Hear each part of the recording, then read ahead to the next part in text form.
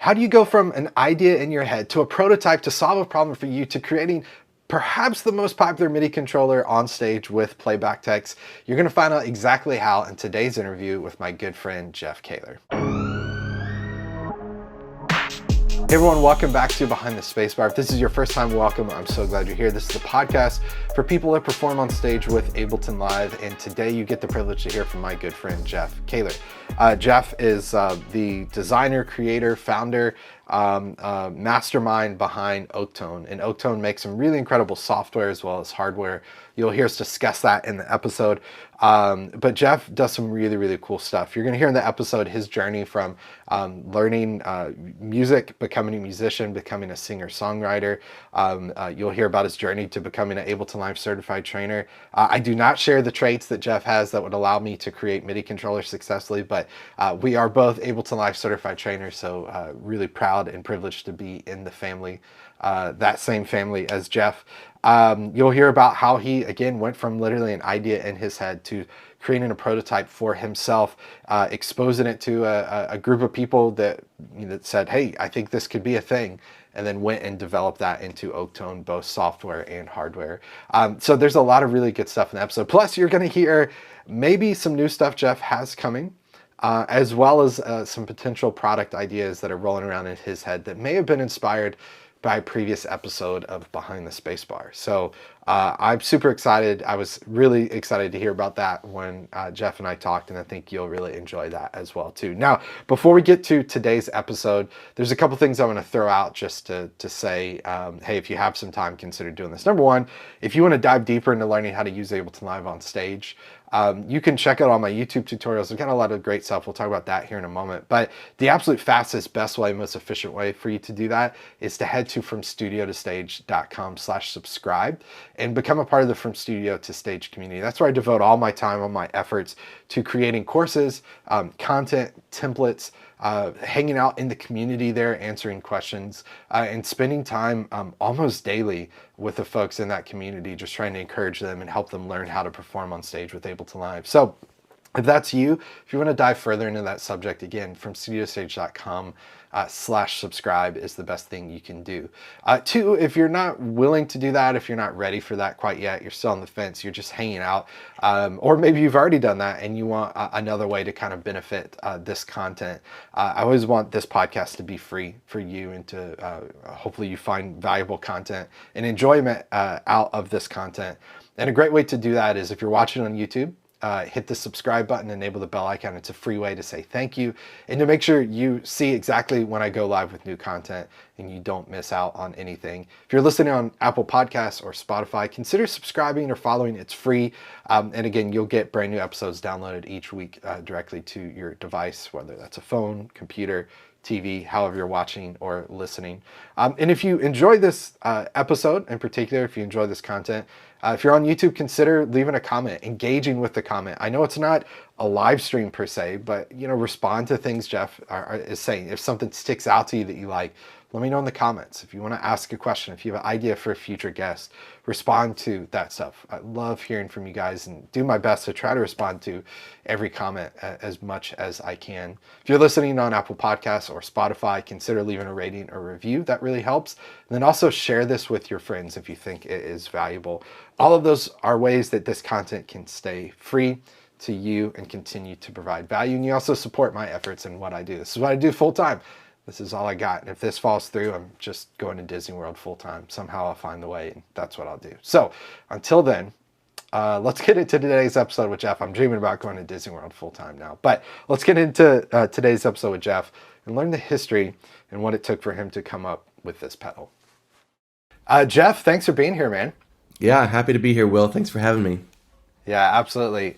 So I like starting these conversations in maybe a weird, awkward place, but hitting people up front with a very difficult question. But if you had to pick, and if you've heard a few of these beforehand, you may already know the question, so this may be, you may have an unfair advantage. But okay, if you had to pick one thing that you would say you are uniquely talented at, something you see other people struggle, but you were like, this just comes really easily. Or if you had to pinpoint, like, I have an unfair advantage, the way you see the world, something like that. If you had to pick one thing as close to one thing as you could get, what would you say that would be?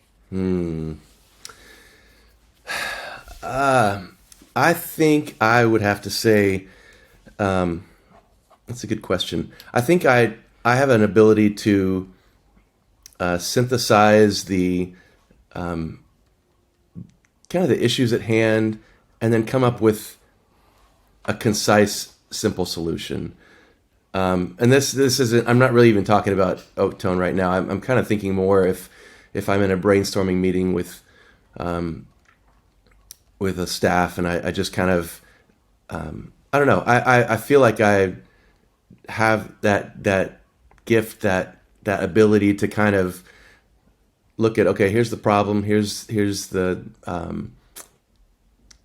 kind of the range of solutions, and I don't know. I feel like that, and that's super vague, that's super like a not very tangible answer, but I don't know. I think it does bleed over into some of the Oaktone stuff, because I mean, the stuff at Oaktone is not that challenging. It's not that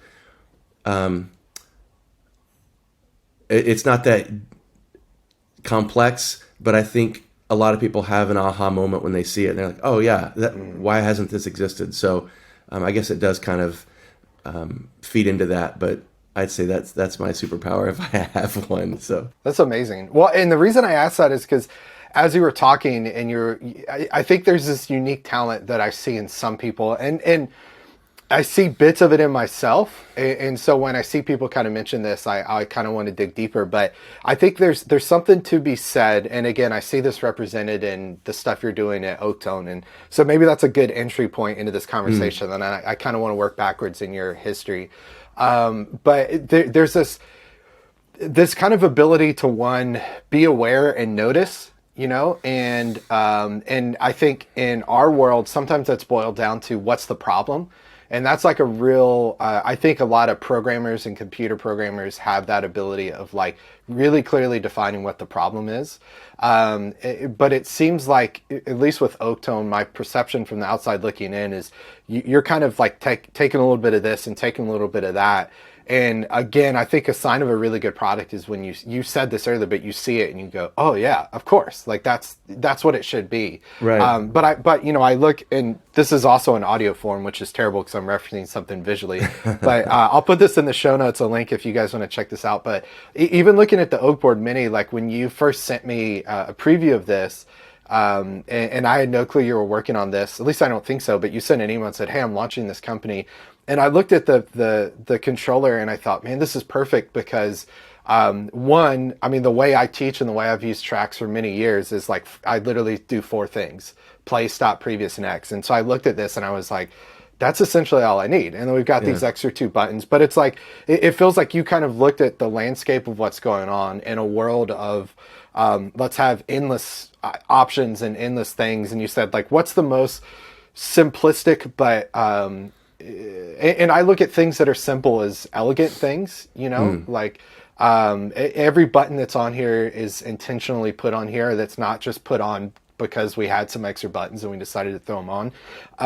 But again, maybe this is a good place to start. Tell us, you know, I may be building a fake backstory here that maybe you had none of those conversations with yourself, but tell us what Oaktone is and why you started making pedals and software kind of in the first place. So Oaktone is, I call it a live show MIDI control business. So basically things that go around controlling with MIDI your live show, I like to dabble in that area, that world.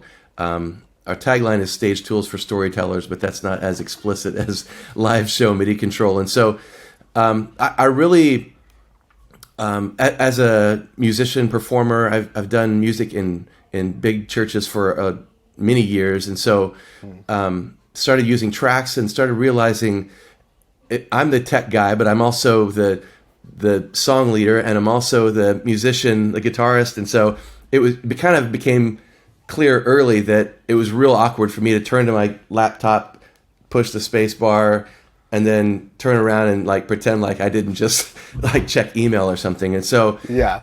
it kind of I kind of just felt like, okay, I need some way to just be a little more discreet, to stay connected to the room while the next song is getting counted in. And I was kind of the MD, and so I kind of didn't have an ability to, I don't know, it was just kind of out of necessity for me to create some kind of foot controller. And so I started making just a simple 4-button foot controller, taught myself some electronics, and it didn't even have like, I wasn't using the readouts or anything, but then I'd realized it would be nice if, you know, the band that I was playing with, they're not like touring musicians. These are weekend warriors who come in and they you know, are playing, they're volunteering at a church. And so for us to start a song, you know, even if it's only a 4 or 5 song set, it would help a lot if we had like a slate that said, this is the song, and this is the key that we're in, because we just changed it 5 minutes before the service started. And so Yeah.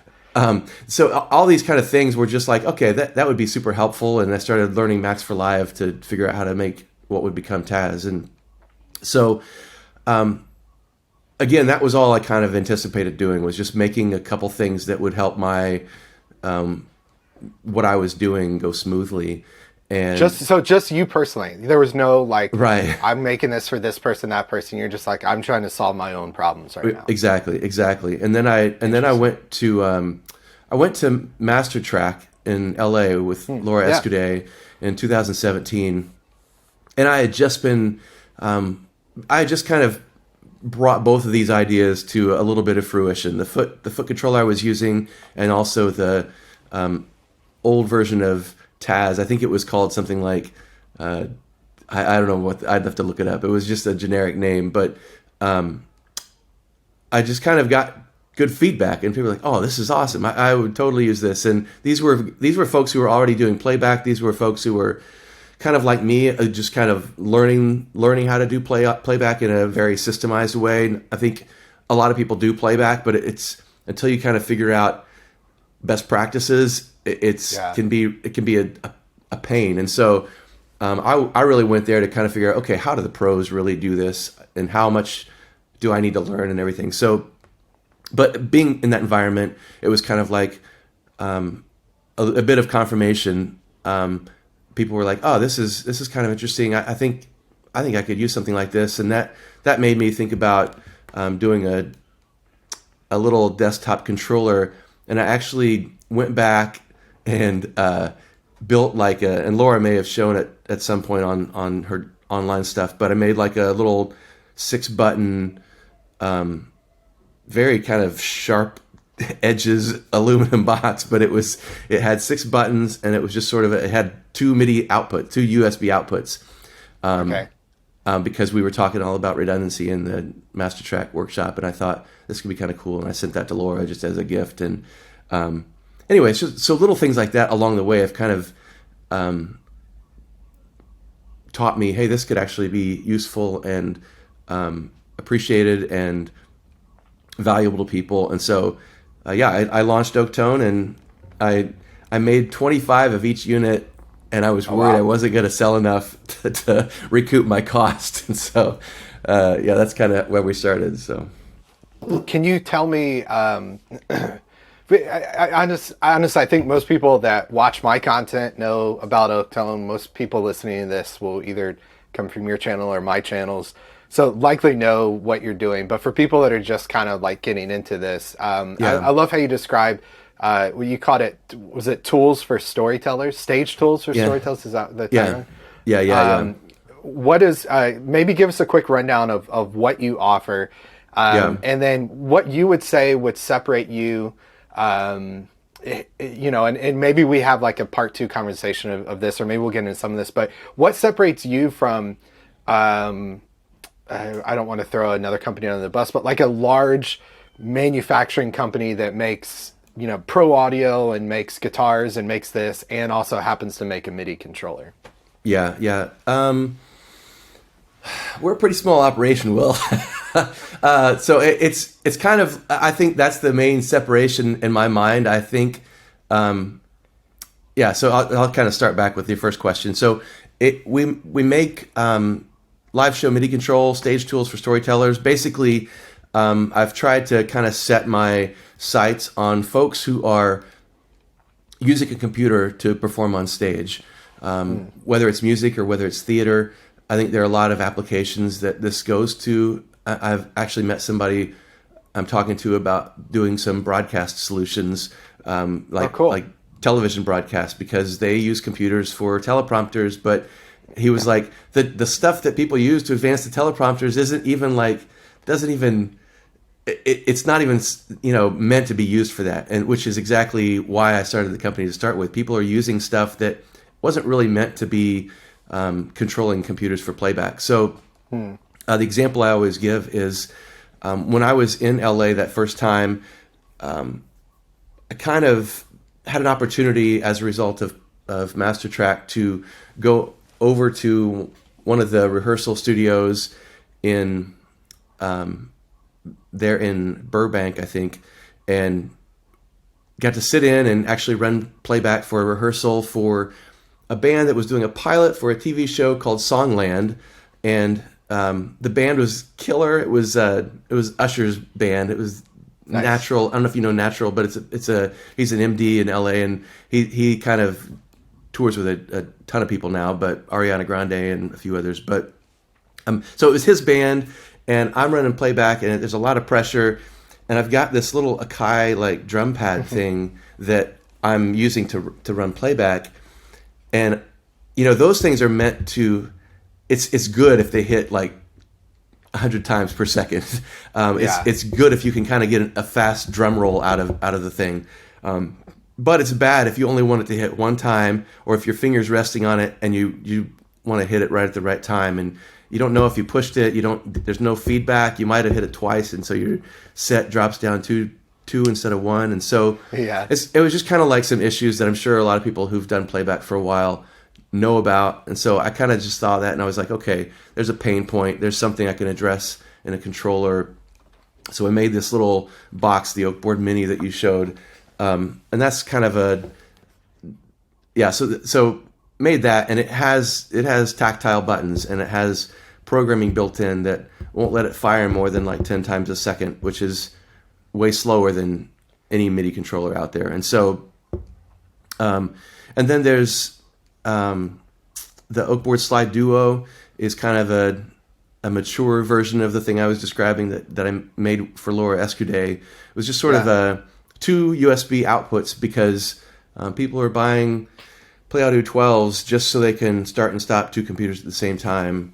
And it also switches and does all that stuff, but other people already have the automatic switcher. They need a way to to get that MIDI to both computers without having to worry about one failing or whatever. So Slide Duo has faders built in, but it also has the two USB outputs. And the other main hardware that I make is the Floor Vista, and it has kind of I've got a US patent pending on it right now, but basically the locators from the set kind of go over USB to the device on stage. So I can have my computer off stage. I can have my Oakboard Floor Vista at my feet. I can see what song is coming up, be sure of it when I push play. And I think that's really the one that people really haven't figured out yet. People haven't been like, oh, why would I need this? But I think that's the one in my mind is like, I don't know what I would do every Sunday if I didn't have that right now. It's just sort of, it's sort of a like game changer for me. And those are probably the ranking of what people buy. And the Mini is sort of popular, I think, among people in the playback world who are dedicated playback engineers. So your side stage, you have two computers. You just need to start and stop for Weezer or Post Malone or whoever's big show you're supporting. And so it's kind of sitting side stage. And then the other Slide Duo, some people wanted like a little throw for vocals, or they wanted like a a master filter to bring down the volume of the tracks. And a lot of DJ style setups will have one of those on stage to, kind of be able to do a little more playing with the playback tracks and everything. So that's kind of in a nutshell. I also have a little bit of software, some Max for Live devices, Taz. There's 3 versions of Taz, and those all basically are just designed as a cue list manager. Ableton Live is I think you use it without any kind of cue list manager, but I've found it helps to kind of know, okay, what song am I on, and be able to visually see that as well on the Floor Vista is real helpful for me. And so created that. It wasn't intentional to be a cue list manager, but as I was developing Taz, I originally had kind of a cue list display, but figured out how to kind of incorporate the previous, next, play, stop kind of stuff into it. So Taz is the main one, and then I've got a couple other devices that have come up out of my own need. Like there's a Start on Time app that that's great for anybody who does a show. And they're the ones running tracks, but they don't want to run on stage at the beginning of the countdown or whatever. You can set it to, at 8 p.m. This will start the playhead of the Ableton transport, and your show will basically be underway without you having to go on stage and push play. So that's really good. Yeah, Jeff, the thing I love about your stuff is, I did a video a couple weeks ago where I kind of broke down like best MIDI controllers for 2023. I try to do that yearly. And at the beginning, I tried to kind of do a MKB HD style, like let's look back at what got us here. And I ended up doing it kind of selfishly, because it just took me back to the early days of running tracks, and it really was like, let me take something that was created for finger drumming or for beat making or for mixing and try to like incorporate it into my rig and deal with, okay, when I press it, I can't tell you the amount of conversations I've had with people using Korg nano controls, and they just deal with the fact that it like double triggers and they just like click really quickly. And so particularly every time I like showcase your gear and talk about it, I talk about the amount of thought that, and again, the separation between you and a giant company that makes a lot of stuff is you are in the world and you're making something specific for a specific need. And so you may buy an Oakboard Mini and go, well, how do I program drums on it? And it's like, well, I guess you could if you really needed to. But it's custom made for a custom purpose. And there's such freedom in stepping on stage for me, and just having play, stop, previous, next, and just knowing, even hearing you say that you engineered it to where it's not like going to trigger 1,000 times, if I press it slightly. That's huge, absolutely huge. So I've had a couple conversations. One, somebody wanted me to make, what's the Livid Ohm controller? Yeah. Livid's not around anymore, but they have this a giant thing full of like sliders and buttons, and it's really cool, and it's like built like a tank, but you can't get them anymore. And somebody's like, hey, maybe you should make this. And I'm like, I don't want to get into like multifunction, this does everything kind of MIDI control. I just kind of I'm trying to stay focused on making tools for people, like you said, that it just kind of does this one job, and I feel like that's my sweet spot. And so I think making the drum MIDI controller or whatever is not my thing. I really I really want to do something that just kind of hits that spot for people who are running playback. And I think, as I've kind of justified my existence as a business, I think what I've kind of told myself is that more bands, whether you go to a small club or bar down the street, or whether you go to an arena or stadium, they're just going to have computers on stage. It's kind of the way our tastes are going. We want our shows to sound like the record, or the what do we call it? The MP3, the Spotify stream. We want this. We want the shows to sound like the recording, and people are used to tuning and all that stuff live now, and so there's just like more and more need for people to have computers on stage. So I think I'm pretty well entrenched in big shows, and I'm always blown away and grateful and surprised when a new order comes through for somebody that I didn't even know would use tracks.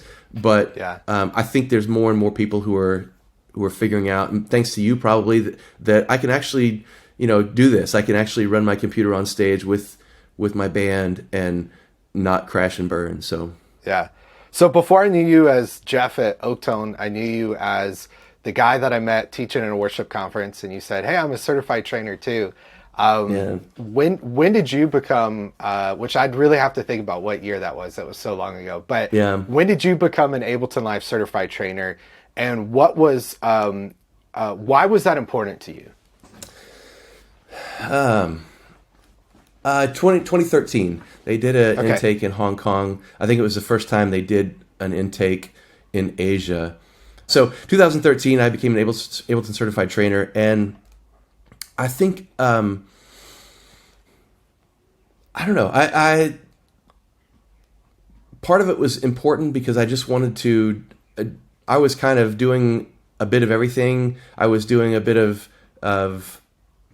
my full-time job at the church, and then I was also trying to, do music production, and I was doing a little bit of teaching. I had some students in Hong Kong, and I was, so having that extra certification, I think, just goes a long way. People kind of see it as a valuable thing, and also I know now that I've done it, it does show that you know a lot about Ableton, and you have kind of figured out the ins and outs, and they do a good job of not making it too onerous, but they also kind of have their trainers continue to stay up to date on the latest versions of their software and all that kind of stuff. So I appreciate that. It is kind of a good, I know that there are a ton of people out there that know more than me that aren't trainers, but it is a good litmus test for how well you know Ableton. So yeah, I think one of the things I loved so much about going through that process was, and I'm going to link to, I was making a note as you're talking, because I'm going to link to the one of the first Behind the Spacebar episodes I did about what it means to become a certified trainer, what the process looks like, what it doesn't mean.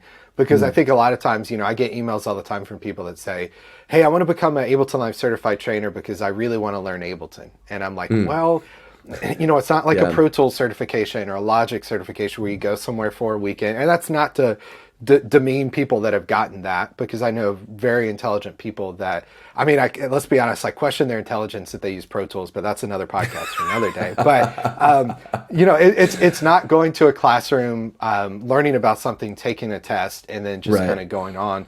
And Ableton as a company did such a good job in that experience of, let's make sure they really understand how to teach. Let's make sure they understand enough about different styles of music and how different people create to be able to relate to that. And there was definitely certain, it's called session view, it's called arrangement view. Do not call it this view and that view. There's certain very particular things, but then there are also moments of you just teach the way you teach. The same way that each of us in the room, when I did my certification in Seattle, some of us taught a certain way, some of us enjoyed a certain type of music, but each of us brought this kind of really cool vibe to the experience and did it in our own way, which I think Ableton does really well. Okay, one more question about certification, then I want to step back one step further, and we're doing this in reverse. I want to talk about your music, kind of your history with music and what you do with music, what you currently do now.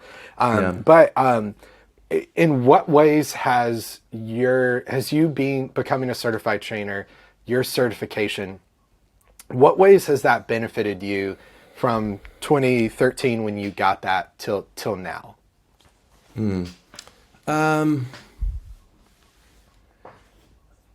That's how has it benefited me? I think there are definitely students that I've taught that have found me because I'm on the Ableton.com webpage for certified trainers, and I'm in Hong Kong, and so people locally have reached out. I had a guy that lived in Singapore, but nobody was in Singapore at the time, so he came over to Hong Kong and did some training. So I think just kind of directly getting students, as it's helped me that way. But I think it's also, it's sort of like having credentials that you're not sure what doors these have opened, but I think it's useful, and I think like you said, that they do a great job, and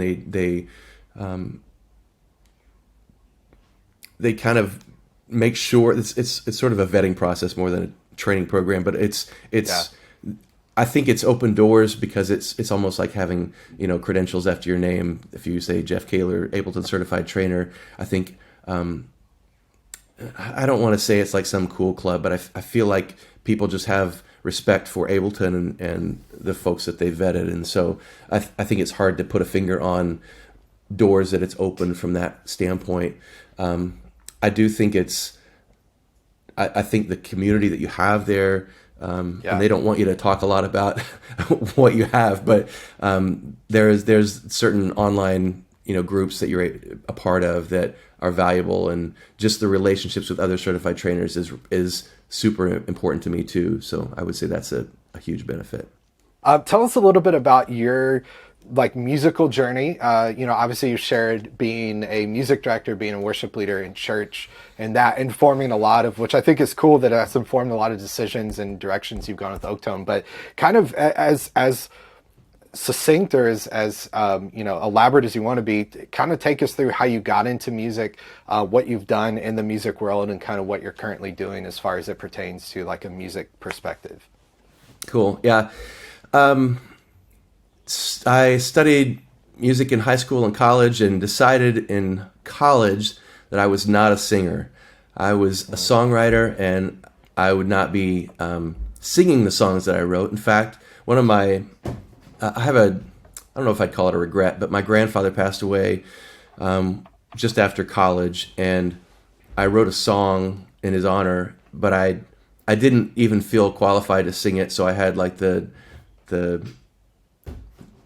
worship leader at that church sing it, because I felt like he's got a singing voice and I'm just a songwriter. So I just kind of say that to say I just never saw myself as a singer, and so I thought maybe someday I'll score films, or I'll do music for commercials, jingle writer or something like that. And so kind of got into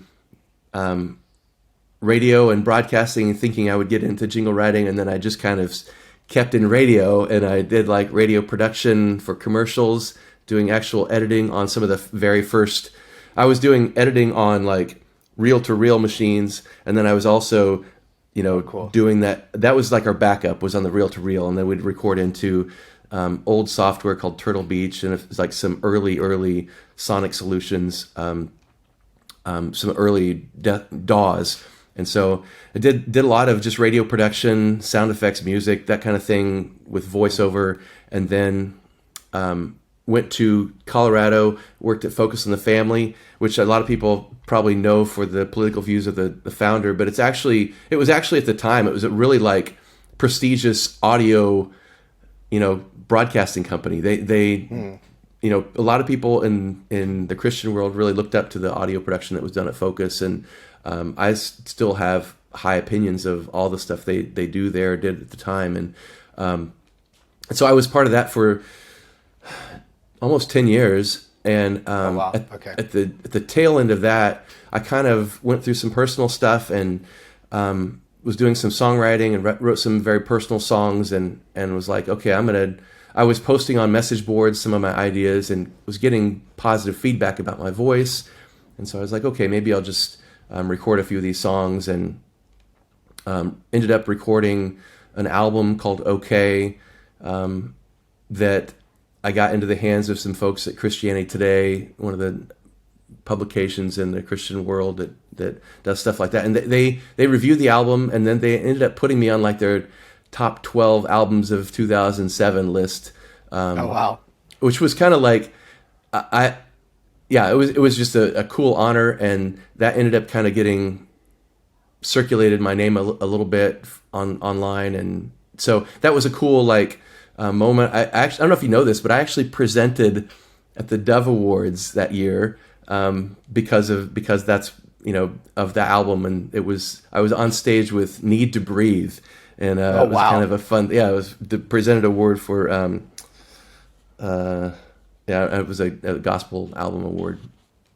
Anyway, kind of a fun experience. That's really cool. Moved to Hong Kong shortly after that, and did another album, and I think I got a taste of reality because I don't think anybody in America cares about music that's produced outside of America, at least on that scale of independent stuff. So anyway, it was a little more challenging with the second project to get much happening with it. But it was around the same time that I got more comfortable singing that I was asked by like 3 different churches to lead worship for them. And again, it was kind of like one of these things where it's like, okay, I just need to kind of walk through these doors that seem to be being opened, not by my power. So I did that. I came to Hong Kong, took my first full-time worship leading job here at the church in Hong Kong called Island ECC, and they've been super gracious with allowing me to experiment using tracks and all that stuff, and that's really where I cut my teeth on using Ableton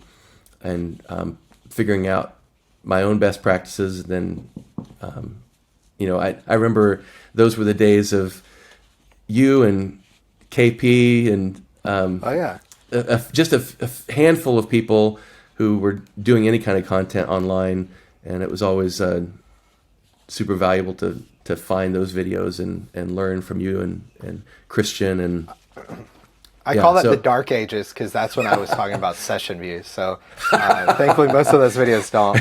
That's what's so ironic to me is people are like, oh, all you use is arrangement view, and I'm like, buddy, you got no idea.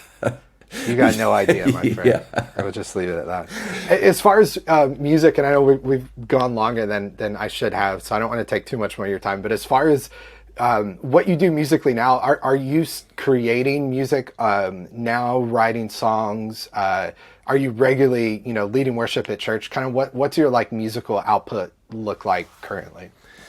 Yeah, still regularly leading music at church. We do some original music at church. I think it's been a year or so since we've written an original song, but for some reason, every time Christmas comes around, Leora and I get inspired and we write a new song for Christmas. Nice. So I don't know why, but we kind of have done that the past few years. So the latest song that we've written is probably a Christmas song under the moniker Renew Worship. And then I also had an opportunity, and this was sort of a wild thing, but a very good friend made a movie. He was a filmmaker here in Hong Kong, and invited me to do the soundtrack, even though I had never done a soundtrack. He was like, I'd rather have people on this project who I'm good friends with and who I can trust. And so we kind of co-composed a soundtrack for a full-length feature film called The Calm Beyond.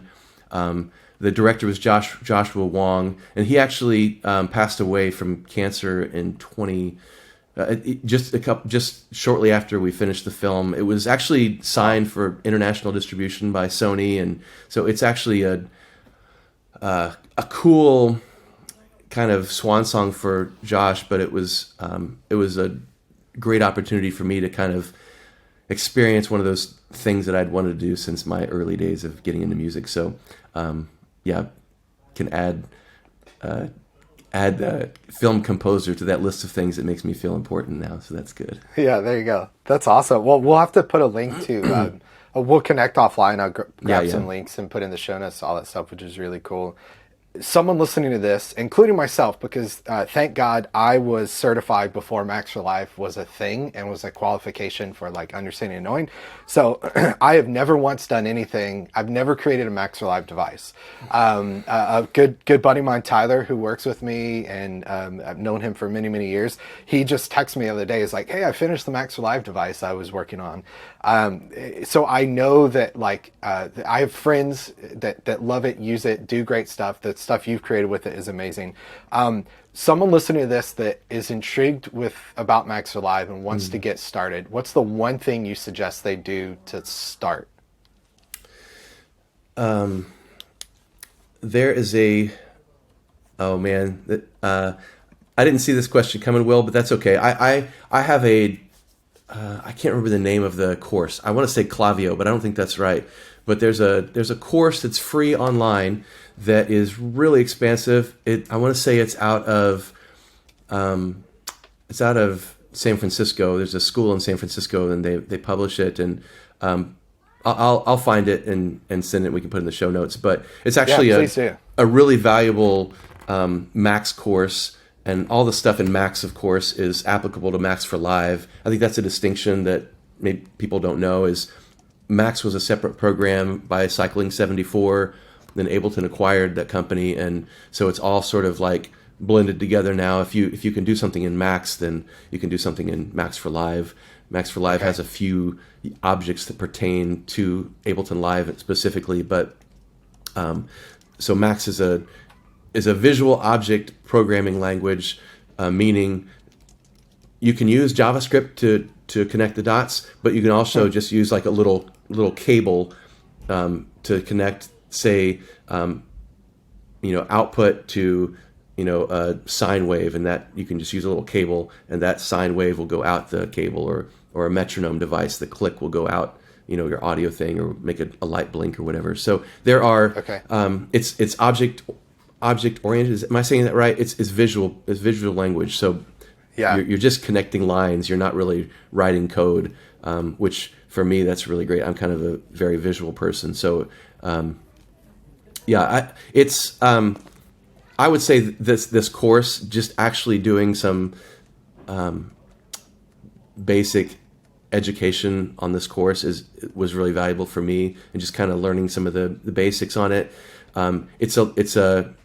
Here's just a free thing. If you open a Max patch and you look at the devices, everything is happening from the right to the left. So that's opposite of what we normally read, but everything is happening from the right to the left. So if there's a cable going down out of a device to the right, and there's another cable coming out of the device to the left, it's going to process what's happening out of the right first.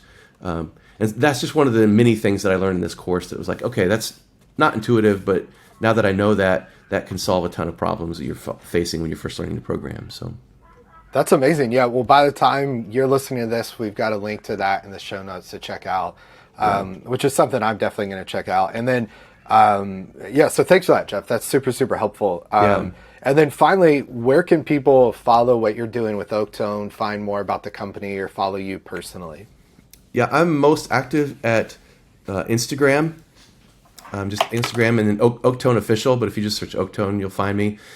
And then Oaktone.com is the website, and we're going to start doing a bit more email content. So if people want to sign up for the email list there, you'll be able to find out more about us. And I promise it won't just be a spammy place to get a ton of emails from us. So if you want a spammy place to get a ton of emails, from studiotostage.com. Great place to go there.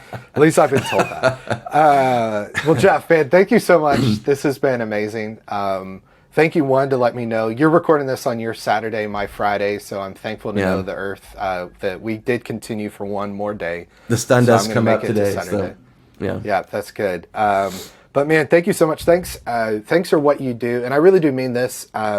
Thanks for what you do for folks in the playback community, and you can see the intention and the effort and the care. I think I've said this on videos before, but you really truly can see the intention and the care that you put into your software and your hardware in particular. So, on behalf of all of us using Ableton for playback, or QLab, or God forbid Pro Tools for playback, thank you for what you're doing, and it really does show, and really makes our jobs a whole lot easier, for sure. Thanks, man. That means a ton, especially coming from you. I am so grateful for not just your constant promotion of Oaktone stuff, which I feel like I've benefited a lot from that, but I'm also just grateful for the content you make. The stuff that I learned from you still, and so really appreciate it, and means a lot coming from you. Thanks, Jeff. So I hope you enjoyed my conversation with Jeff as much as I enjoyed having that conversation with him. We really did cut down the conversation because we went almost over an hour.